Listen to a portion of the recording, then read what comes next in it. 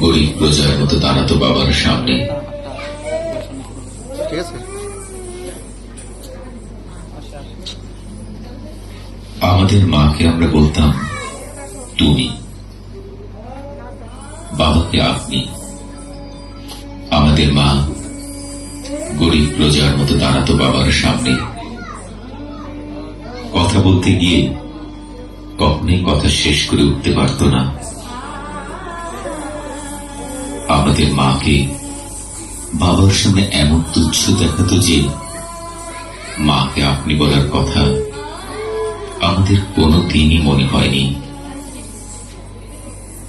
আমাদের মা আমাদের থেকে বড় ছিল, কিন্তু ছিল আমাদের সমান। বাবা ছিলেন অনেকটা সিংহের মতো, তার গর্জনে আমরা কাঁপতে থাকতাম। বাবা ছিলেন অনেকটা আড়িয়ল বিলের প্রচন্ড চিলের মতো, তার ছায়া দেখলেই মুরগির বাচ্চার মতো আমরা মায়ের ডানার নিচে লুকিয়ে পড়তাম। ছায়া সরে গেলে আবার বের হয়ে আকাশ দেখতাম। আমরা ছোট ছিলাম, কিন্তু বছর বছর আমরা বড় হতে থাকি। আমাদের মা বড় ছিল, কিন্তু বছর বছর মা ছোট হতে থাকে।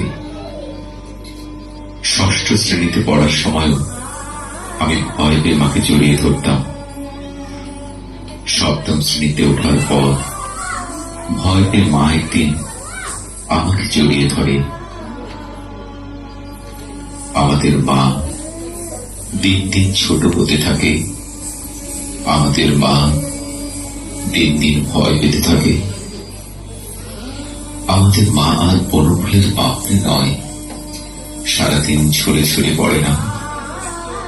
আমাদের মা আর ধান ক্ষেত নয়, সোনা হয়ে বিছিয়ে থাকে না। আমাদের মা আর দুধ ভাত নয়, আমরা আর দুধ ভাত পছন্দ করি না।